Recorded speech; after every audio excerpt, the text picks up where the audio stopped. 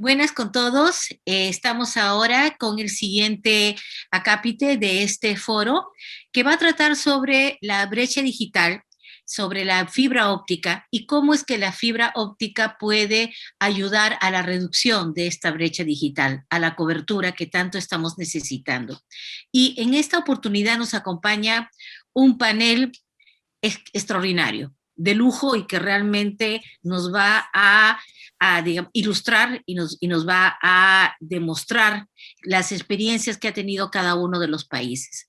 En primer lugar, nos acompaña Pamela Gidi, que desde la semana pasada es ex subsecretaria de Telecomunicaciones de Chile, ingeniera comercial de la Universidad Católica de Chile, MBA de la Universidad de California, Los Ángeles, UCLA, y también ha estudiado en el London Business School. Ha sido vicepresidente en DirecTV Latinoamérica, así como también vicepresidente de AT&T a cargo de la estrategia digital y comercial en 9 países de América Latina. Tiene más de 30 años de sólida experiencia laboral en posiciones ejecutivas en empresas multinacionales. Pamela, muchas gracias por estar aquí. Muchas gracias por la invitación. Ok, también nos acompaña Javier Juárez Mojica, actualmente comisionado del Instituto Federal de Telecomunicaciones, IFT, desde 2016. Ingeniero en Electrónica y Comunicaciones por el Instituto Tecnológico y de Estudios Superiores de Monterrey. Maestro en Tecnologías de la Información y Administración en el Instituto Tecnológico Autónomo de México, ITAM. Y maestro con especialidad en redes y sistemas de información para las empresas, otorgado por la Escuela Nacional Superior de Telecomunicaciones de Bretaña, Francia. A su vez, miembro honorario de comisiones en la UNESCO y en grupos de trabajo de la OCDE, entre otros.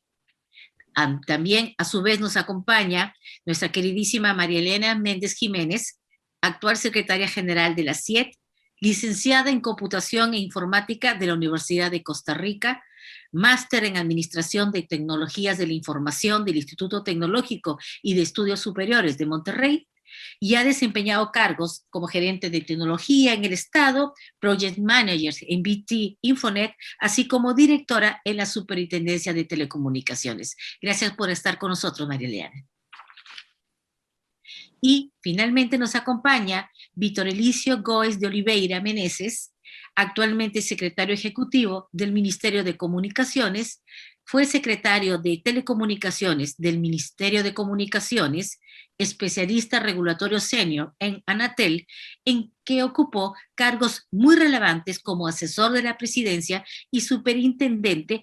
A su vez es abogado y graduado en regulación avanzada en servicios públicos de telecomunicaciones por la ITU y en derecho administrativo y en gerencia pública.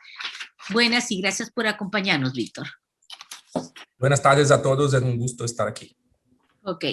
Bueno, entonces, sin más, y para que nosotros podamos aprovechar este panel que tenemos de lujo, hemos preparado unas preguntas que yo creo que van a ser muy importantes poder discutirlas entre todos. Y sin más, creo que todos sabemos que las redes de fibra óptica permiten llevar las señales de telecomunicaciones a gran velocidad y con una baja latencia.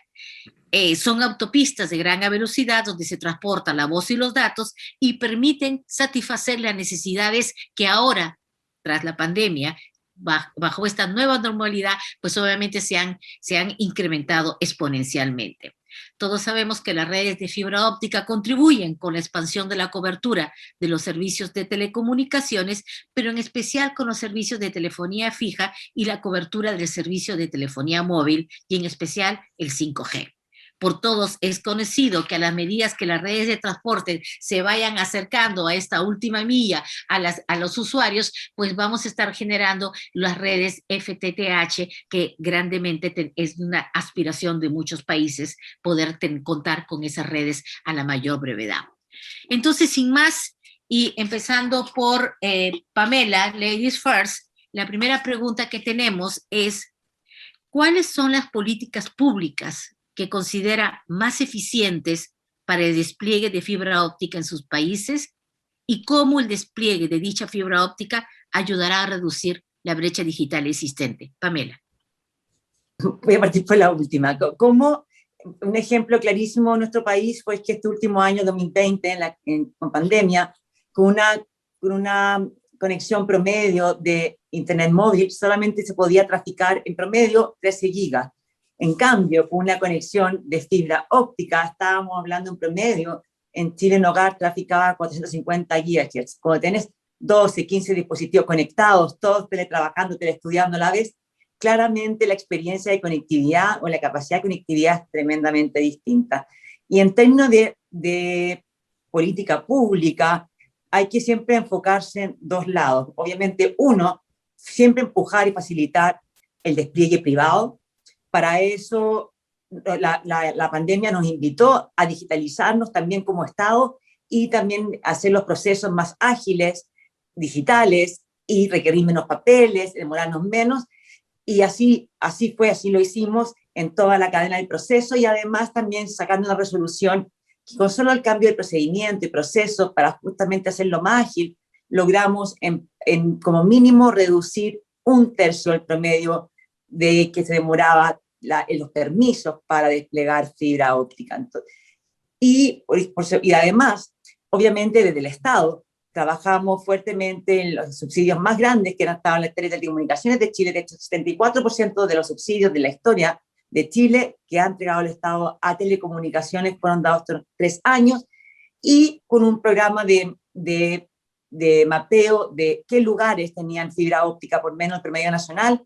Casualidad, obviamente, era donde no había empresas de fibra óptica, zonas rurales, más pobres, o existía solamente un operador con despliegue limitado. Y de ahí hicimos una red troncal, un backbone, con puntos de interconexión abierta, no discriminatorios, no como el caso de Perú, un poquito distinto, vamos a hablar de eso después, pero que ha sido realmente el gran impulsor de fibra óptica en Chile. Está en construcción, y de hecho el último año, solo el 2020, vimos un aumento de 70% de los kilómetros de fibra óptica en Chile, en solo 2020, así que estamos en la vía correcta. Ok.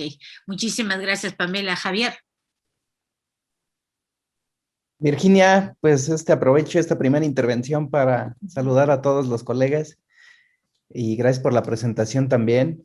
Y gracias a Conecta Latam por la invitación. Es un verdadero gusto estar aquí con ustedes en este panel, intercambiar ideas con los colegas de Costa Rica, Chile, de Brasil, por supuesto Perú en la moderación, Virginia, para hablar de este tema que es sumamente importante. Como bien los decía, estamos hablando de las autopistas de la información. Si no fomentamos la fibra óptica, pues no va a poder ocurrir 5G, que también lo mencionabas. Y creo que precisamente para ilustrar lo importante del tema, déjame parafrasear a Susan Crawford, una profesora de Harvard, y ella dice algo así como que si te preocupa el cambio climático, si te preocupas por la educación o por la salud, eso requiere una red de comunicaciones para que la gente tenga acceso a esos servicios. Y hacerse cargo de contar con redes de fibra óptica tiene la implicación precisamente de ocuparse de la educación, del empleo, de la salud y de prácticamente de todas las actividades que estamos realizando. Así de directo e importante es el impacto de la fibra óptica, creo. Siempre hablamos de 5G, es uno de los temas como que taquilleros del momento, y por supuesto es muy importante, pero es igualmente importante el despliegue de fibra óptica y no debemos pasarlo por alto. Sin fibra no tendremos banda ancha fija ni tampoco servicios móviles, como tú decías, Virginia, 5 o 6G, Wi-Fi 6. Por eso se dice, y se dice bien, que el futuro de lo inalámbrico es precisamente alámbrico, la fibra. Regresando al tema de la pregunta, Virginia, creo que el nombre del juego, y coincidiendo con lo que decía Pamela, creo que hay que fomentar en la medida de lo posible la inversión privada, que los mercados funcionen eficientemente en la medida de lo posible, y creo que para eso el nombre del juego se llama certidumbre. Si queremos que más empresas grandes, pequeñas, medianas inviertan en el desarrollo de infraestructura, en el desarrollo de las redes, requieren incertidumbre, condiciones estables, la regulación debe de ser predecible, y eso precisamente requiere de un regulador con independencia técnica. Ahí ese es un papel, me parece sumamente relevante, clave, el del regulador, que resolvamos conforme al deber ser y no conforme a coyunturas políticas o presiones económicas. Siempre nuestra brújula debe de ser el deber ser. Ese es un elemento fundamental y además de eso, Virginia, creo que debemos generar condiciones para el despliegue, condiciones, competencia equitativa, que no porque hay concentración de mercado o hay jugadores de gran tamaño, eso inhiba la entrada de nuevos participantes. Ahí juega un papel muy relevante la regulación asimétrica que se pueda establecer, por ejemplo, a los agentes económicos incumbentes. En México tenemos este modelo de agentes económicos preponderantes que permitan utilizar su infraestructura de manera muy eficiente, como con ofertas de referencia que en México, de hecho, cada año pasan por consulta pública.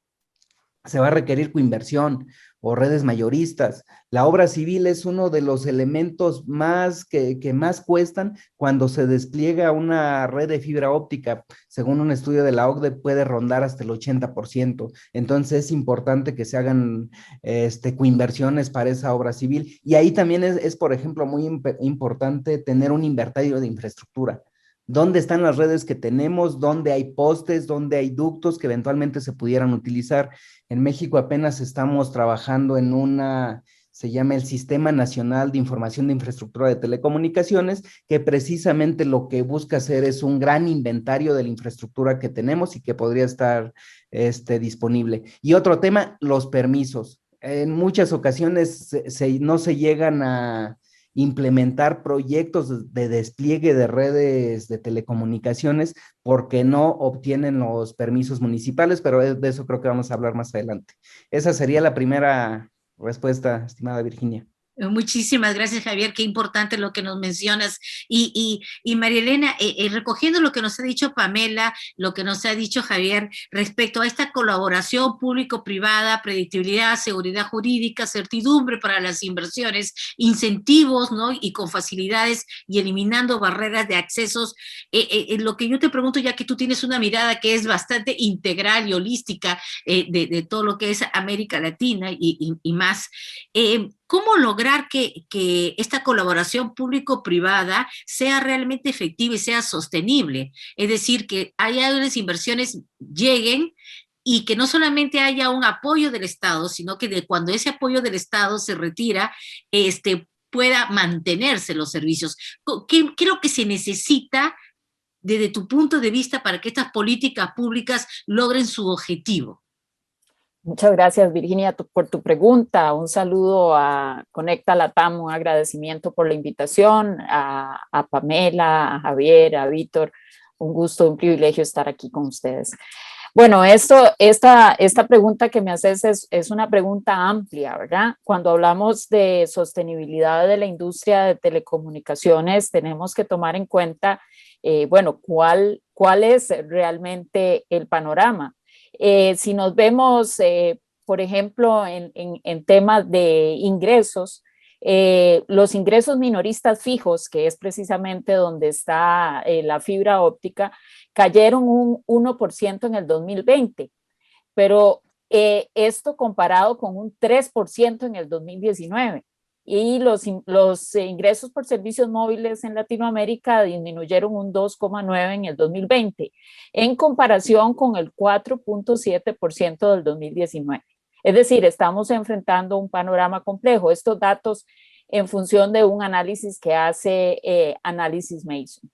Entonces, cuando todos estos elementos que señalan Pamela y el señor comisionado efectivamente son esenciales, es decir, la seguridad jurídica, la capacidad de tener certeza sobre las inversiones, son inversiones, especialmente si hablamos de fibra, inversiones de muy largo plazo, pero también se requiere elementos adicionales, elementos que permitan efectivamente hacer las inversiones, reducir los costos en lo más posible.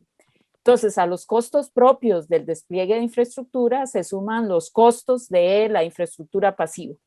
Entonces, ahí hay elementos importantes en el tema de compartición de infraestructura, ¿verdad? Y aquí necesitamos una regulación inteligente que privilegie la negociación entre partes antes de la intervención. Es importante señalar que también dentro de estos esfuerzos de disminución de costos, la misma industria ha hecho cambios sustanciales en la forma de hacer negocios. Hoy por hoy, el 52% de las torres de telecomunicaciones pertenecen a empresas especializadas en torres, o sea, empresas torretas. Y también como spin-off de empresas de telecomunicaciones y incluso empresas eléctricas, se tienen empresas especializadas en fibra óptica, que son empresas que desde su nacimiento y concepción son empresas abiertas para dar accesos abiertos a esta infraestructura. Cuando hablamos de subsidios por parte del Estado, y ahora lo podemos ampliar, son muchos los elementos a tomar en consideración para lograr sostenibilidad. Hablamos, por ejemplo, de concursos abiertos donde se asigne al que requiera el menor de los subsidios. También registros sobre la cantidad de usuarios que estas redes subsidiadas están logrando atraer. Importantísimo la ubicación de estas redes subsidiadas a efectos de que no haya duplicidad sobre redes comerciales en el caso en que su objetivo sea conectar poblaciones lejanas a las ciudades. Es importante que esta inversión no se sobreponga, porque sobre todo si hay costos o tarifas más altas, necesariamente la industria se va a mover en aquello donde sea comercialmente más atractivo, ¿verdad? Entonces aquí yo creo que el tema de los subsidios deben manejarse con cuidado, deben manejarse apropiadamente, porque es una intervención en el mercado. Quizás en América Latina los fondos de servicio universal, y muchas veces incluso a nivel de congresos y demás, un poco la coyuntura nos envuelve y no nos damos cuenta que una intervención de mercado es la parte más delicada de todo el proceso regulatorio. Y entonces esto debe pasar por filtros de competencia y filtros asociados a los procesos de sostenibilidad. Pero en cualquier caso, nuevamente, todo pasa por tener una regulación inteligente, los incentivos correctos, apropiados, registros y mucha transparencia a efectos de que estos proyectos efectivamente complementen el esfuerzo inversor del mercado más que lo sustituyan, porque en realidad ahí podríamos lograr el efecto contrario, ¿verdad? Entonces, son aspectos a tomar en consideración, que ahora podemos hablar con muchísimo más detalle, pero me parece que son elementos relevantes a efectos de lograr la sostenibilidad necesaria para una conectividad que es básica dentro de una nueva economía. No, sumamente importante lo que nos menciona María Elena, conectividad, regulación inteligente. Yo creo que por ahí estaríamos, encontrando ya los puntos focales. Y sin más, doy el uso de la palabra a Víctor Elicio para que nos diga desde el punto de vista de Víctor, cuáles son esas políticas públicas que considera más eficientes para el despliegue de fibra óptica, bueno, en este caso Brasil. Nos queda claro de que Brasil está elaborando unos concursos de fibra óptica que incluso se están yendo para la parte de la selva. Entonces quisiera que nos comentara un poco cuál es la mirada de Brasil sobre el particular. Víctor. Claro, bueno, buenas tardes a todos. Yo voy a empezar hablando en español un poco, solamente para agradecer a todos por la invitación y a mis colegas por la participación aquí en ese panel. Y ahora voy a contestarte en portugués, para que não deje de hablar nenhum detalhe acerca das políticas públicas em Brasil. Então, atualmente nós temos cerca de 80% dos municípios brasileiros atendidos por fibra ótica. Nós somos 5.570 municípios, então mais de 4.400 municípios hoje já têm fibra ótica disponível.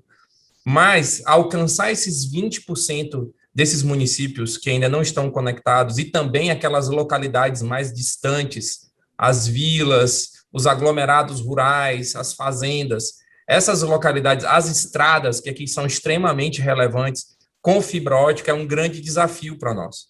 E nós temos adotado algumas políticas públicas nesse sentido.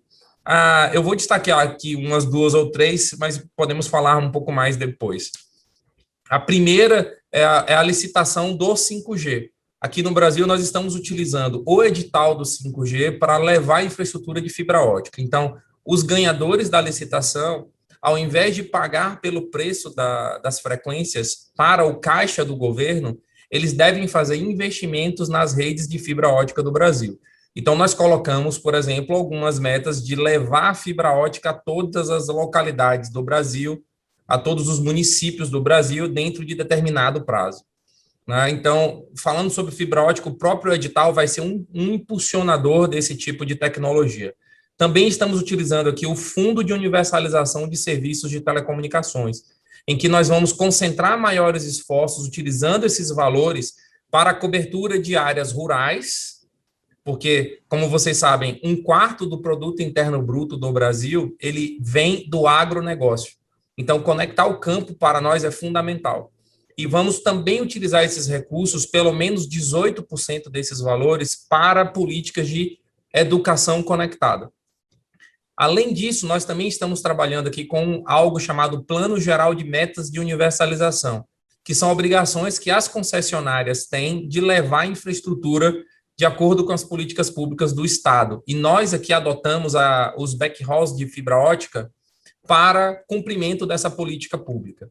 Fora isso, nós temos um projeto muito importante na região norte do Brasil, chamado Norte Conectado, em que nós vamos passar cabos de fibra ótica, um backbone de alta capacidade, no meio dos rios da região amazônica, ou seja, no leito dos rios, vamos instalar as infovias, as autopistas.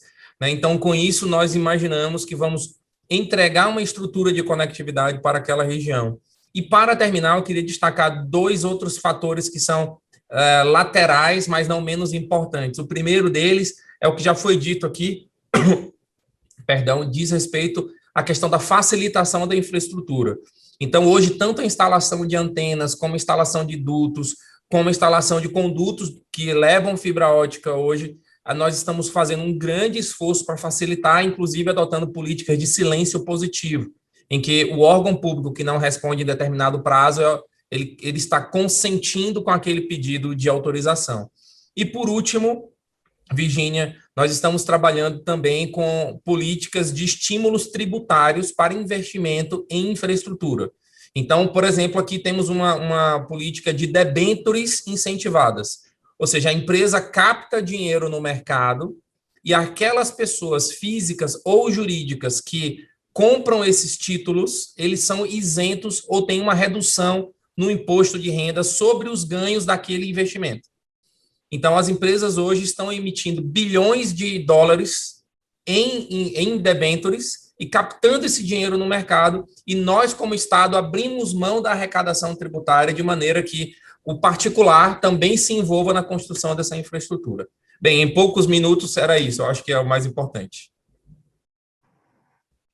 Muchísimas gracias, Víctor Elicio. No, de verdad, es sumamente importante el esfuerzo que están haciendo en Brasil para que con el fondo poder desplegar, ¿no?, mayores redes. Y la pregunta de pronto voy a hacerla para todos nuestros panelistas, porque es una pregunta un poco larga, pero yo creo que es sumamente importante dado el nivel y la calidad que tenemos de ahorita de este foro. Sabemos que la brecha digital está muy fuerte en las zonas rurales y de preferente interés social. Sabemos que esa es la zona hueso, la zona a la cual es muy difícil porque los costos son muy altos, porque hay barreras de accesos. En definitiva, como corresponde, y en todo mercado se van a las zonas más atractivas. Eso lo sabemos. Ahí van los esfuerzos que tiene que hacer el Estado y ha habido intervenciones. Intervenciones, por ejemplo, la red Altan en México digamos, fue un esfuerzo para tratar de incentivar o de tratar de hacer una infraestructura que sea soporte para las otras móviles. En el caso peruano, sabemos la Red Dorsal Nacional de Fibra Óptica, en la cual se dio una red de fibra óptica de 13.500 kilómetros de fibra óptica, 322 nodos hermosos, que no tiene más de 2,3% de ocupación, ¿no es cierto?, por digamos, un mal diseño. Pero ahí se dio algo, ¿no es cierto?, que fue, y que toco lo que dice María Elena, se diseñó, se construyó, pero las empresas privadas construyeron al mismo lado. sabiendo que estaba el despliegue de la red, sabiendo que venía y que iba a haber esa infraestructura ya concesionada en ejecución, las empresas privadas decidieron hacerlo por un tema de que preferían, digamos, tener su propia red y aparte tener un esquema tarifario flexible. Después tenemos en Chile, hace poco, el potente concurso que dio Pamela, el sentido del 5G, que tiene ahí obligaciones también de fibra óptica, si mi memoria no me es infiel.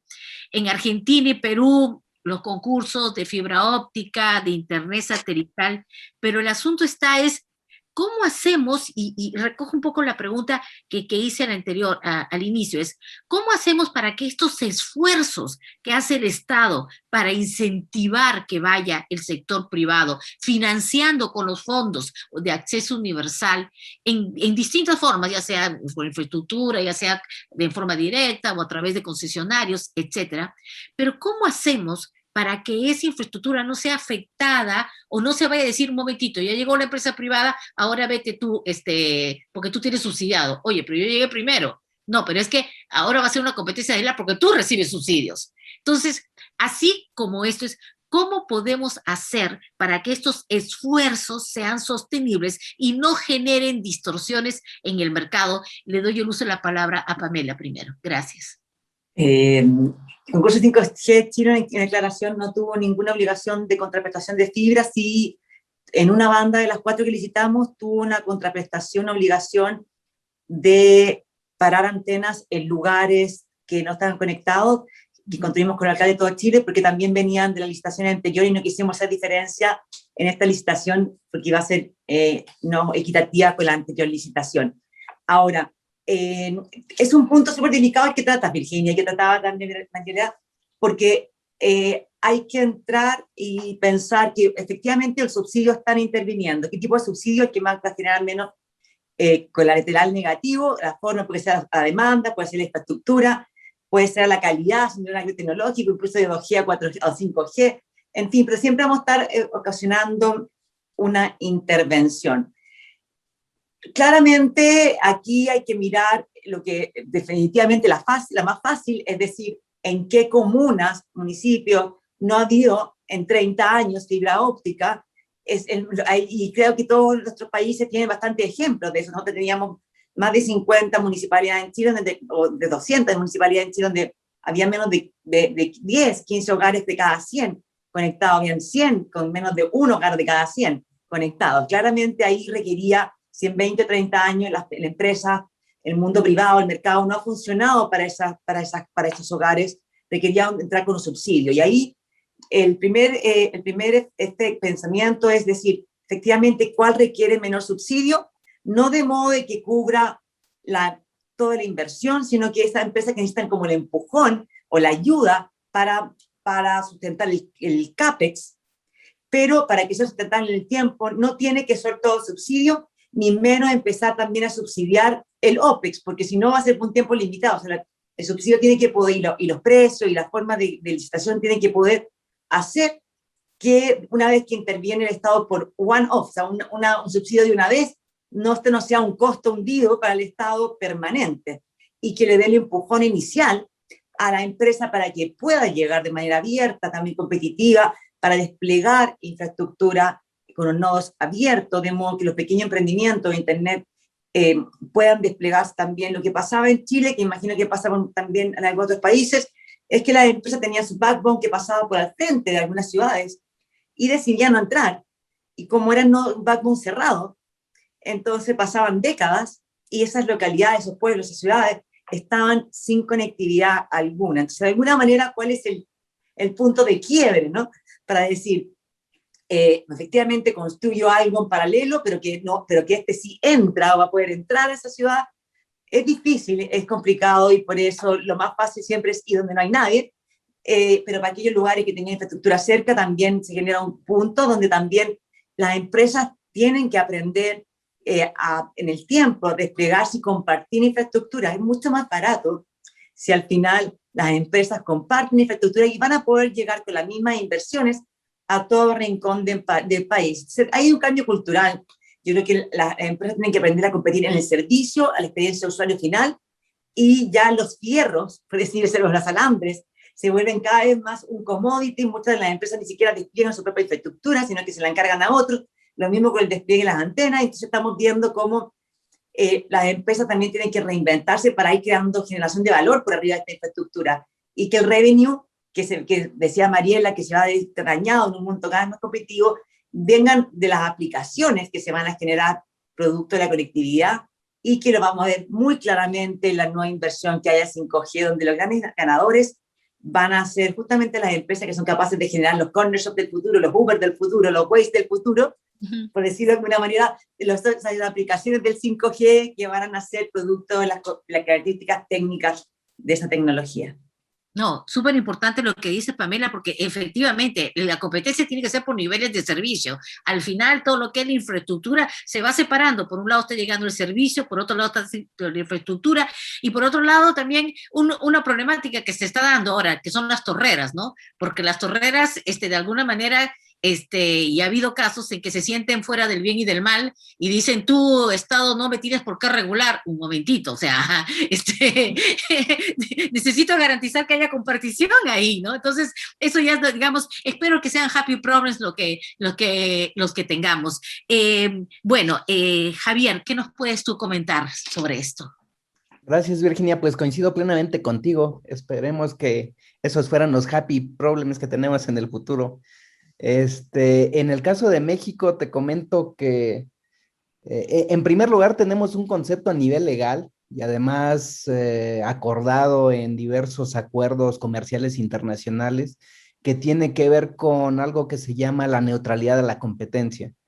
Esto lo que quiere decir es que no por haber participación pública, porque el gobierno o alguna empresa pública tenga participación en esa empresa, pues se puede distorsionar la competencia. Eso es lo que no se permite. Eso lo hemos observado tanto en el caso de Altán, que tiene participación público-privada, cuando otorgamos esta concesión a Comisión Federal de Electricidad, Telecomunicaciones e Internet para Todos, CFE, pues también expresamente establecimos esta condición de neutralidad a la competencia, no distorsionar el mercado, aunque también a decir verdad, ahorita no hemos tenido todavía un caso donde, por ejemplo, esté CFE y llegue un prestador de servicios, ¿no? No hemos tenido el caso donde están compitiendo por ese mercado tanto una empresa de carácter o con participación pública y el privado.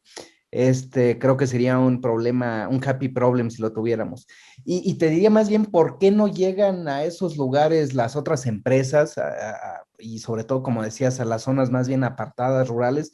Pues el tema también lo resumías muy bien, se trata de rentabilidad.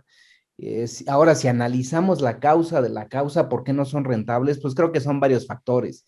Geográficamente son zonas complicadas.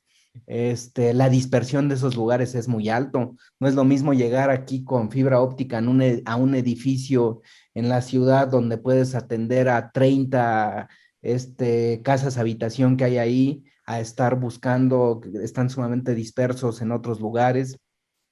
Y otro muy relevante es pues que en ocasiones el poder adquisitivo en esos lugares pues es muy bajo y no se pueden pagar los servicios.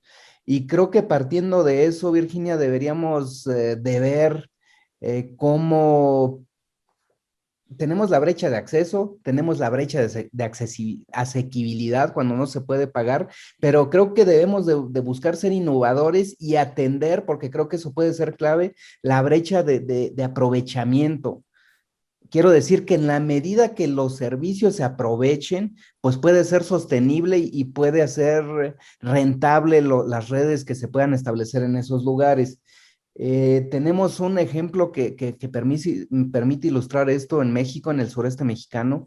Hay una empresa que no tienen conectividad. Ellos rentaron pusieron sus medios, les sale sumamente más costoso el internet a ellos, pero como están utilizando esa conectividad para hacer comercio electrónico y vender productos de miel y derivados de la miel, pues aun cuando pagan más que lo que pagamos cualquier usuario en una área urbana, les es conveniente, les es sostenible.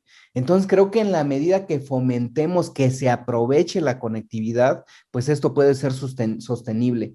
Nosotros a partir de eso emitimos apenas el año pasado la hoja de ruta 2021-2025 y precisamente una de las cosas que queremos fomentar son los casos de uso, que el 5G o la conectividad se pueda aprovechar en la agricultura, en la salud, en la educación, para la inclusión financiera, creo que pudiera ser muy relevante. Y entonces creo que buscando nuevas soluciones, tratar de fomentar el aprovechamiento de la conectividad nos puede ayudar a que sean proyectos sostenibles. Qué importante lo que menciona Javier, muchísimas gracias. El más caro servicio es aquel que no se tiene, definitivamente. Entonces, es muy importante. Y Marielena, tú mencionaste, digamos, esta regulación inteligente, la parte de los subsidios, que los subsidios deben ser muy inteligentes.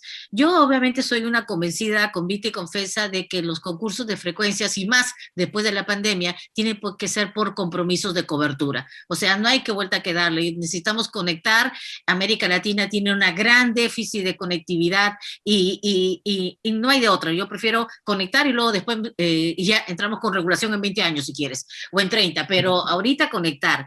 Pero ese es el tema de los concursos de frecuencias, ese recurso escaso que requiere los servicios móviles. Pero ¿cómo le hacemos para el tema de la fibra? El tema de la fibra es, Estado, tú invierte, financia, estos proyectos. Por ejemplo, te doy el caso del Perú, que hicieron estos proyectos de fibra óptica, no solamente la red Rosal, sino que son 18 proyectos regionales, que es como digamos, naves de avanzadas van hacia las zonas más profundas de nuestro país y ahí donde se van a conectar. Y ahí esperamos que haya un efecto popcorn, es decir, es que efecto que crezca ya que el Estado puso lo más caro. La primera lección que digamos que fue evidente fue: no podemos traer los pecados de la zona de transportes a las telecomunicaciones.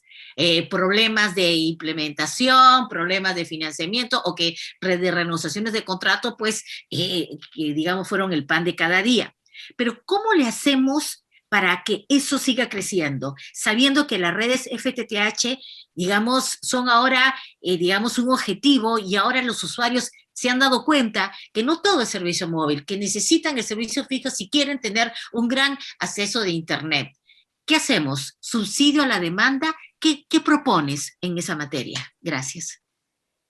Bueno, esta es una pregunta muy, muy retadora.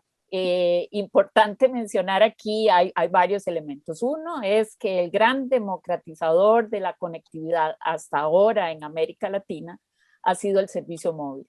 Y el servicio móvil, por cuanto hoy por hoy el 95.5% de la población de las Américas, de acuerdo a la OIT, está cubierto por al menos una red 3G. Es decir, hemos logrado llegar a muchísimas personas y de eso digo hemos porque creo que todos en algún momento de una u otra forma hemos estado al frente de organizaciones que han luchado por eso. Ahora bien, ¿qué sucede? Dentro de este 95.5% tenemos un 4.5% que no tiene cobertura. En ese estamos hablando de las zonas más complejas de llegada, ¿verdad? Ahí hay un elemento. Adicional a esto también, a pesar de haber cobertura, hay una fuerte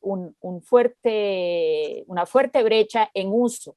Es decir, en las zonas rurales, cerca del 50% de la población no tiene el servicio, no hace uso de ese servicio, a pesar de que podría, porque está cubierto. ¿Por qué? Porque no lo puede pagar o bien porque no lo encuentra útil, porque no sabe para qué utilizarlo. Entonces yo creo que planificar proyectos de conectividad, de servicio universal desde los escritorios de las ciudades nos hace perder un poco de vista cuáles son las necesidades de esas poblaciones rurales.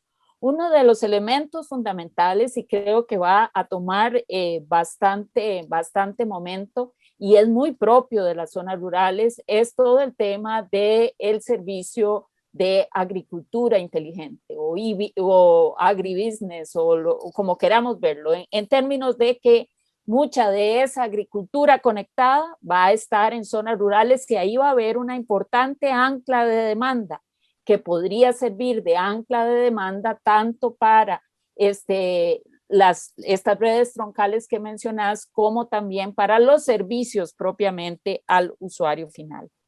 Otro elemento interesante también es los elementos de innovación. Innovación en los servicios, innovación regulatoria también son fundamentales. Y aquí, bueno, yo creo que ahí mejor vos que yo conocemos la experiencia de Internet para Todos.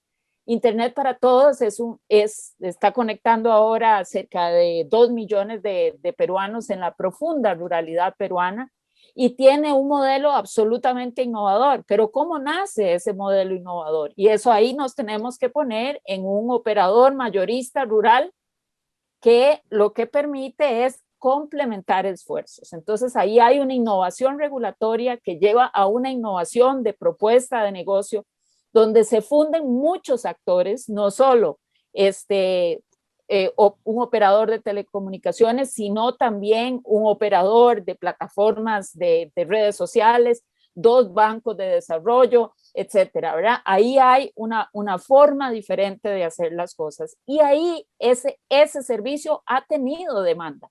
Las personas se han conectado, han buscado conectarse. Entonces es una mezcla, ¿verdad? Es una mezcla de conocer muy bien las necesidades de los mercados a los que estamos llegando, la forma en que las personas requieren conectarse y el otro elemento fundamental es hacer uso productivo de esta conectividad. En la medida en que la conectividad se vuelva un ahorro para las personas, ahorro de tiempo, ahorro de esfuerzo, ahorro de traslado, etcétera, en esa medida habrá mucho más personas asumiendo la conectividad como propia y, en última instancia, garantizando demanda para estos proyectos que son tan complejos de desarrollar. Porque no solo son los asuntos de las dificultades geográficas para llegar allí, sino una vez que se llega ahí, muchas veces hasta tenemos problemas con los municipios para desarrollar infraestructura, porque ahí como hacía tanto tiempo no llegaban a desarrollar infraestructura, dicen, no, aquí no se instala infraestructura, o lo que hago, o como municipio lo que se intenta hacer es cobrar cánones o cobrar impuestos municipales muy altos para, digámoslo así, aprovechar el hecho de que haya llegado un nuevo esfuerzo de conectividad. Entonces yo creo que son muchos elementos transversales a todos los niveles de gobierno y asimismo deberían ser impulsados desde el más alto nivel jerárquico del gobierno central a efectos de que haya un efecto derrame, de que todos estemos enterados, incluso como vemos en muchos otros esfuerzos, es necesario trabajar con las comunidades, propiamente con las comunidades que van a estar conectadas para explicar apropiadamente el servicio que van a recibir y cómo pueden aprovecharlo. Importante mencionar, siempre útil, el gobierno como ancla de demanda, todos los servicios digitales de gobierno, los servicios de inclusión financiera, los servicios educativos apropiadamente diseñados, son elementos también que ayudan a afianzar estos esfuerzos de conectividad rural y de cierre de brecha. Ok, muchísimas gracias, Marilena. Sí, acá en Perú tenemos la figura del operador de infraestructura móvil rural que está liderando, digamos, aceptó el reto Internet para Todos, que es una iniciativa que tiene CAF, Telefónica, Facebook, Bit, entiendo, y que realmente, de acuerdo a la información de CAF, acaba de conectar a 2 millones de usuarios en zonas rurales. Entonces, si eso lo ha hecho con, digamos, con los pocos proyectos regionales que se han activado y con la infraestructura que, digamos, con la cual empezó, imagínate, porque este año Perú activa los 18 proyectos regionales, entonces son 18 árboles de Navidad que así como lucecitas esperamos que crezca, que la ventaja de ese modelo que a mí me parece que va a poder crecer más, y lo digo honestamente porque obliga a las empresas móviles a que si hay un operador de infraestructura móvil rural que ha puesto infraestructura, la ley lo que le dice es, tu móvil tienes que ir y contratar con ellos para dar servicios. Ya tienes la infraestructura, tienes la fibra, ¿qué más necesitas? Ah, ¿no quieres ir? Perfecto, devuelve la frecuencia. Porque si, ¿para qué la frecuencia? Si está establecida una ley de que si no la usas, pues la tienes que devolver al Estado. O sea, yo creo que al final es un ganar-ganar y transparentar un poco el uso correcto que se debe darle a ese recurso esencial en beneficio de los no conectados. Y sin más, Víctor, Elicio, hay un tema que no puedo dejar de preguntarte, ¿no? Es la selva. La selva peruana colinda con la selva brasileña, hay una gran frontera y hay una gran zona que no tiene ninguna conectividad. Digamos, en los acápites anteriores del foro de Conecta, nos han estado explicando acerca del proyecto que está teniendo una red satelital, la empresa peruana, que está tendiendo la fibra óptica subfluvial por el río Amazonas. Y que ya está terminando, y que va a llegar hacia la frontera de Brasil, y que entiendo que lo que quieren es poder continuar e ir a la frontera de Brasil. Entonces, ¿qué facilidades, qué régimen puede dar, tanto del lado peruano como del lado brasileño, para que haya esta conectividad y que pueda haber mayores servicios, sobre todo en una zona, y perdóname porque hable tan rápido, en una zona en la cual hace poco ha habido alguna suerte de vandolismo, de gente que no quería que la gente tuviera celular, que no tuviera servicios de telecomunicaciones, especialmente en la zona del Brain, una zona muy complicada. Entonces, ¿cómo le hacemos para ponerle luz a esa zona y evitar que caiga en malas manos? Víctor. Claro, essa questão é extremamente delicada aqui para nós. A região norte do Brasil hoje é a região que tem 25% dos não conectados do Brasil. Ou seja, 1/4 da população que não acessa a internet está na região norte.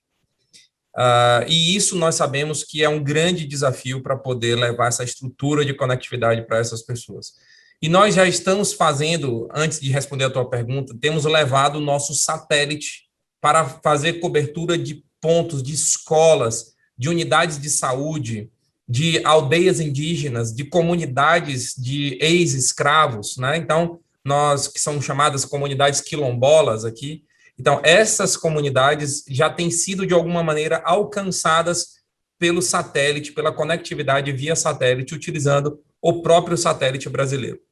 Mas, para levar uma infraestrutura robusta de conectividade, nós criamos um programa chamado Programa Amazônia Integrada Sustentável. Por meio desse programa, como eu falei, passaremos milhares de quilômetros, mais de 9.000 quilômetros de cabos de fibra ótica por meio da bacia amazônica. Não somente o rio Amazonas, mas os outros rios amazônicos também. E a nossa ideia é ligar o Oceano Atlântico no Pacífico, utilizando a Guiana e utilizando o Peru para isso. E nós sabemos que essas saídas internacionais são extremamente importantes para o nosso país. E nós já temos um pedaço desse cabo construído, lançado e está em operação. Estamos construindo um outro que vai ligar 2 cidades agora da região norte e já temos recursos garantidos para uma terceira infovia. São 9 ao todo. Então, nós temos uma construída, 2 em construção, e as outras restantes, as outras 6 que estão faltando, elas vão ser construídas utilizando recursos da licitação do 5G. Então, nós vamos obrigar que os ganhadores da licitação construam essa infraestrutura. Porém, essa infraestrutura vai ficar a cargo do Estado. Então, nós teremos, como no Peru, uma espécie de operador neutro dessa infraestrutura, que vai disponibilizar de maneira igualitária essa infraestrutura para os operadores locais. Hoje nós sabemos que a maior dificuldade para se conectar à região norte é o backbone, muito embora não seja a parte mais cara, mas talvez seja a parte mais difícil de ser lançada. Então sabemos que tendo o backbone haverá uma atratividade maior para que empresas locais façam o restante da construção. Ou seja, o backhaul, a última milha, ofertem os serviços de internet, conectem os órgãos públicos. Mas nós aqui desenhamos um programa em que, se não tivermos parceiros, nós vamos construir tudo. Então, nós temos um plano A, que é conectar utilizando essa infraestrutura através de um operador neutro. O plano B é, caso tenhamos, esperamos que isso não aconteça, mas se precisarmos, vamos construir também a infraestrutura final. Ou seja, vamos levar pelo menos o backhaul e vamos construir a rede metropolitana para cidades que estão mais próximas dos rios. Com essa estrutura, Virgínia, nós esperamos ter realmente uma oferta de serviço para essa população, porque, infelizmente, as medidas regulatórias mais comuns aqui, no sentido de estimular, de alguma maneira, com tributos ou algum outro tipo de estímulo, não tem funcionado na região norte. Ela é sempre a região deficitária. Então, nós precisamos realmente tirar do bolso do Estado e permitir que essa região se desenvolva através desse modelo que nós colocamos aqui, que é tira recurso do edital, do 5G, e coloca para construir a infraestrutura na região norte. Ok, muchísimas gracias, Víctor Eliseo, sumamente interesante lo de este operador neutro. ¿Para cuándo más o menos piensan que van a estar sacando ese concurso o ese diseño del operador neutro en Brasil? Sim, agora nós estamos na fase, nós já fizemos o estudo hidrológico da primeira etapa e já encomendamos o cabo. E esperamos que ele chegue aí nos próximos meses. Nós queremos que o cabo esteja operacional no início do ano que vem. Então, o concurso, como você chama, né, a chamada pública para que tenhamos esse operador neutro deve ocorrer agora no segundo semestre, mais próximo do final do ano, que essa é a última etapa. Depois de tudo construído, chamamos um operador neutro e dizemos, está aqui a estrutura, nós queremos essas contrapartidas e você pode explorar essa estrutura comercialmente da maneira que você entender melhor, obviamente obedecidos aí alguns princípios da regulação de concorrência, né, de competição adequada, enfim, todos esses requisitos que nós sempre guardamos por aqui. Ok, no, sumamente interesante. Bueno, el tiempo nos está ganando y voy a hacer una última pregunta para todos, ¿no? Creo que a todos nos ha tocado, creo que todos hemos estado en el estado y nos ha tocado ir a esos pueblos rurales y ver la necesidad que tienen de servicios públicos, tanto como luz y agua, ¿no? Hay muchas zonas que no tienen agua, no tienen saneamiento, no tienen luz. Y ahora, hace poco ha salido en mi país una publicidad que entrevistaban a una señora y lo que decía era, antes no teníamos luz, no teníamos agua, pero ahora no tenemos internet, con lo cual no tienen educación. Ahora somos más pobres que antes. Entonces, la pregunta que yo hago al foro es, ¿cómo le hacemos, conociendo nuestro país, conociendo nuestros países, nuestros problemas, nuestra idiosincrasia, nuestra cultura, cómo le hacemos para que el servicio de Internet no corra la misma suerte que el servicio de luz y de agua en esos centros poblados de áreas rurales? Pamela, tu reflexión. Ahí sí, gran pregunta. Yo creo que a diferencia del ejemplo del agua y electricidad, creo que la conectividad es una fuente de ingreso presente y futuro para las comunidades, ¿no? Entonces se requiere un pequeño empujón inicial para que ellos aumenten su capacidad y, como tú decías, no solamente educarse, digitalizarse, lanzar su pyme, promover la agricultura y todas las cosas que pueden salir de ahí, inteligente y todo lo que puede salir de ahí. Yo creo, y una cosa que estamos haciendo una modificación legal en Chile, en el Congreso, que está en trámite, en segundo trámite, que hoy día en Chile no se puede subsidiar al Estado a través de la Subtel, no podía subsidiar, solamente podía subsidiar infraestructura. Y tenemos ahí que trabajar también, ver cómo subsidiar lo que se decía antes, también a estas personas que en la ruralidad no tienen cómo pagar. Pensemos que está la infraestructura, no, pero no tienen cómo pagarla. Pero también los operadores declaran que tienen asegurado una cantidad de clientes X para un despliegue de tal, van a poder entonces desarrollar la infraestructura. Yo creo que debemos ver cómo imponemos y aprendemos a hacer el subsidio a la demanda, que en Chile por lo menos no se ha hecho nunca, y al mismo tiempo no basta, y sobre todo esas comunidades más vulnerables, con tener infraestructura, con tener dinero para la demanda, para pagar su cuenta, si que no los acompañamos en la brecha digital del uso de las competencias digitales, porque si no, también no lo van a ocupar para lo que realmente significa salir de la pobreza. Quizás van a estar conectados con familiares y van a poder hacer cosas de entretenimiento, pero no vamos a salir de la pobreza solamente porque podamos entrar a Facebook. Entonces, desde ahí, yo creo que es una buena alternativa que estamos, en Chile se está estudiando, vamos a ver cómo sigue la mano en el Congreso. Definitivamente la infraestructura siempre es una intervención, pero también hay que decir que el 5G también, aprovechando tu comentario, sí es una oportunidad de hacer cobertura. En Chile hicimos un concurso bastante exigente en términos de cobertura, con al menos 90% de la población cubierta, con equidad territorial, todas las capitales provinciales, todas las capitales regionales, en un plazo máximo de 2 años. Así que ahí vamos a ver el experimento de exigencia, no con el modelo de subasta. Hubo un desempate técnico del proyecto técnico, primera fase, en el DT Contest, pero en segunda fase sí se recaudó más que 500% de la historia de telecomunicaciones de Chile. Yo también cuento contigo, con tu opinión. Efectivamente es una oportunidad el 5G para hacer cobertura y cobertura de una buena calidad, pero también, como bien se ha dicho más de una vez, también para que 5G florezca en su potencial necesita fibra óptica. Entonces ahí hay que ir trabajando en paralelo, doblando, triplicando los kilómetros de fibra óptica en cada uno de estos países al mismo tiempo que se va haciendo el concurso de 5G y el despliegue.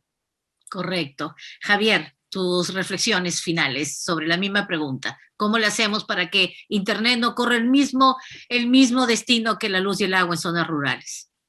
Gracias, Virginia. Muy importante tu pregunta. Al final de cuentas es cómo garantizar que nadie se quede atrás y que no se acentúen esas brechas, que no se acentúe la inequidad, que esa señora que mencionabas, Virginia, no piense que tiene más carencias que antes. Creo que queda muy claro que no tienen las mismas oportunidades las personas que toman clases a través de aplicaciones interactivas, videoconferencias, que quienes reciben esa educación o esos programas a través de televisión abierta. Bueno, en México incluso hay comunidades, Virginia, que reciben los programas educativos a través de radio en frecuencia, en amplitud modulada, perdón, radio AM, porque es lo único que llega. Creo que la pandemia puso en evidencia algo que ya ocurría, y es que no necesariamente lo institucional, me refiero a lo que puede decir la Constitución, coincide con lo que pasa en la vida real. Déjame me explico. En la Constitución, por ejemplo, la mexicana, se dice que las telecomunicaciones y la radiodifusión son servicios públicos de interés general, precisamente como la luz, como el agua. Entonces, pues se debería de estar facilitando el despliegue, cosa que no ocurre. En la pandemia, te decía, cuando se decreta la emergencia sanitaria, se dice que telecomunicaciones y radiodifusión son servicios esenciales que deben de seguir prestándose y debe de facilitarse el tránsito de los trabajadores. Eso es en la teoría, en lo institucional, lo formal. ¿Qué pasó en la realidad? Y solamente como ejemplo, pues algunas cuadrillas de trabajadores que estaban trabajando en la vía pública, arreglando las redes de fibra óptica o las antenas, fueron detenidos porque estaban en la vía pública y había restricciones de movilidad. Eso ocurrió en el año pasado, en las partes más álgidas de la pandemia, y no te podría decir que fue un caso aislado, fueron varios casos que nos reportaron así. Y les decía eso solamente como muestra, porque hemos hecho un par de estudios, al menos en el Instituto Federal de Telecomunicaciones, y lo que hemos observado invariablemente, en México hay más de alrededor de 2.500 municipios, y es que en muchas ocasiones esas autoridades locales, las que deben de dar el permiso para desplegar las redes públicas de telecomunicaciones, pues no tienen ningún trámite. No hay trámites registrados para instalar una red de fibra, para instalar una antena. Creo que eso es uno de los principales problemas. Y ahí yo creo que en lo que tenemos que trabajar es hacer esta labor de abogacía, trabajar con los gobiernos locales, evangelizar de alguna manera, si me permites esa expresión en el buen sentido de la palabra, para que los municipios sean facilitadores del despliegue. deben de entender la importancia de estos servicios y que incluso ellos mismos, si incorporaran estas tecnologías, pues pueden hacerse más eficientes en la prestación de sus servicios públicos, el alumbrado público, recolección de basura, etcétera, gobierno electrónico. Creo que esa es una labor que podemos hacer como reguladores. De hecho, en el IFT estamos iniciando a diseñar una especie de programa de capacitación para acercarles todas estas mejores prácticas, ¿no? Y que se conviertan en aliados de la conectividad a nivel local. No, totalmente de acuerdo lo que mencionas y yo no diría evangelizar, en algunos casos a veces da ganas de electrocutar, ¿no? Para que se pongan en el mismo, ¿no? Incluso yo una vez conversaba con un alcalde que se oponía, le decía, pero ¿por qué no le das, tú no alquilas el techo de tu municipalidad, te lo alquilas para que ponga la antena? Sí, si lo quieres supervisar, solamente levanta la vista, ahí lo tienes, ¿no? O sea, eso sería importante. María Eliana, la última reflexión respecto de cómo le hacemos para que el Internet no corra el mismo destino que la luz y el agua que no existen en áreas rurales. Sí, bueno, este es un gran reto y un reto que tiene que ser acometido desde la perspectiva desde el lado de la industria de telecomunicaciones como ecosistema completo. Yo creo que todos los elementos son necesarios, el satélite, la fibra, el espectro, los operadores móviles, todos los elementos son necesarios para combatir la brecha digital. Y desde el lado del Estado es absolutamente indispensable el convencimiento de todos los niveles de que esto es importante. Es necesario convencer que la transformación digital es la senda que debemos transitar para buscar desarrollo para todas las personas. Y ahí también pasa por que los mismos ciudadanos demanden a su municipio que permita el desarrollo de infraestructura. A veces las mismas poblaciones no se empoderan y dicen, por favor, o sea, necesitamos que llegue infraestructura. Han habido casos donde la infraestructura tiene que ser colocada en el municipio limítrofe para poder irradiar de alguna forma hacia la municipalidad que no da permisos. Eso es totalmente injusto, pero no sucede lo mismo. Aún así, no sucede lo mismo con las otras infraestructuras.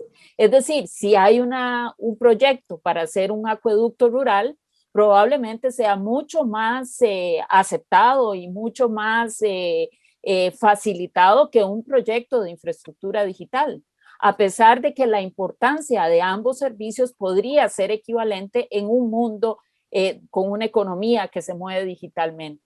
¿Cuál es la diferencia? La diferencia es las capacidades que se han logrado desarrollar en lo relativo a lo digital, tanto a nivel de los gobiernos locales como incluso a nivel de los representantes de esas regiones en los congresos nacionales.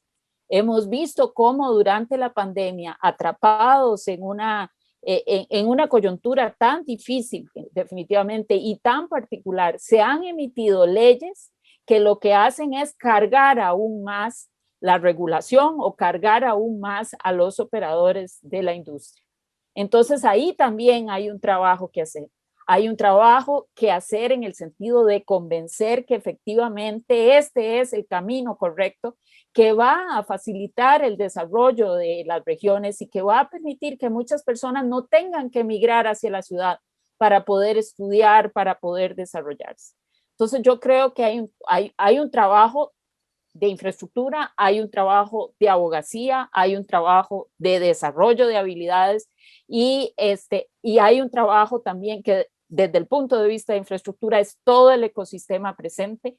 Creo que la lucha contra la brecha digital es la lucha contra la pobreza.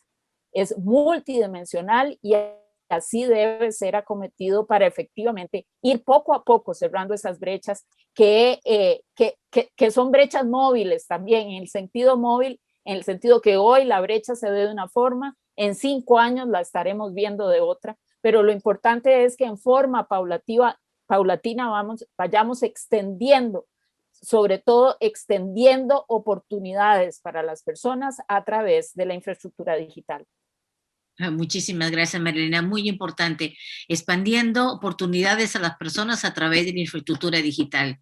Esa es una frase muy buena. Víctor Elicio, tus últimas reflexiones acerca de cómo le hacemos para que el Internet no tenga el mismo destino que el agua y la luz en zonas rurales, que no existen. Falar por último é sempre melhor, né? Porque ainda mais depois de tantas boas falas aqui, eu só tenho que concordar com cada um dos elementos que todos colocaram. Eu acho que esse esforço somado, creio que todos nós temos uma estrutura de Estado muito parecida, né? Com mais ou menos aí tripartite, com municípios, com estados, com o governo central. Então, eu acredito que essa soma de esforços, né, para que as pessoas tenham acesso à internet, ou seja, os municípios ali na ponta, permitindo a instalação da infraestrutura, uma regulação adequada a partir do governo central. Eu acredito que todos esses elementos, Virgínia, são fundamentais para que o serviço de conectividade seja um serviço considerado essencial. Muitas vezes nós discutimos muito se isso deveria estar escrito na Constituição do país. Eu sei que alguns de vocês fizeram isso e eu os parabenizo a quem fez. Porém, se fizermos isso e não fizermos o esforço, seremos apenas mais uma letra escrita na lei e não teremos efetividade. Então, eu acredito que nós temos que nos unir para que tenhamos consciência, em primeiro lugar, da importância disso, ter planos de governo orientados a isso e unir esforços com toda a sociedade civil, as operadoras, os estados e os municípios, para que tenhamos sempre em mente que a inclusão digital é extremamente essencial e que, sem isso, o futuro da nossa nação vai estar realmente muito dificultado. Então, eu acredito que estamos todos em um bom ritmo e espero que muito em breve possamos aqui comemorar números de acesso à internet crescendo en cada uno de nuestros países. Sí, muchísimas gracias, Víctor Elicio. Sí, y bueno, ya al final creo que realmente lo que dijimos al inicio fue que esta hora nos iba a quedar sumamente corta por digamos, ustedes son un panel, pero de primerísimo nivel. Yo sé que muchísimo se queda sin decir, pero creo que hemos tocado una mirada interesante acerca de cómo la fibra óptica apoya en la cobertura, cómo es que cambia vidas, la suma de esfuerzos, la regulación inteligente, la colaboración público-privada, vamos, me quedo con la idea del subsidio a la demanda y sobre todo, y recordando un poco cómo fue al inicio de esta pandemia, ¿no? Y un poco lo que mencionaban de que, bueno, estos servicios son servicios públicos y cuando de repente al inicio de la pandemia se sacó la norma que decía que servicio de internet era un servicio esencial, yo dije, pero si siempre fue un servicio esencial. O sea, es un servicio público, como tal, es de primerísimo interés que se despliegue. No entendía por qué tenía que ser ratificado como servicio esencial algo que es un servicio público y que debe ser, pues, de interés público que llegue a todos. Pero lo más importante es que todos debemos trabajar, cada uno desde su escritorio, desde su lado, desde su vereda, debemos trabajar para que las diferencias en nuestros países no crezcan. Debemos trabajar para acelerar y para borrar esta brecha digital y lograr la transformación digital, que eso sí da para un evento o un foro adicional. Muchísimas gracias a cada uno de ustedes, le quedo muy agradecida y agradecimiento también a Conecta Latam por darnos la oportunidad de estar juntos en este foro. Gracias y hasta luego.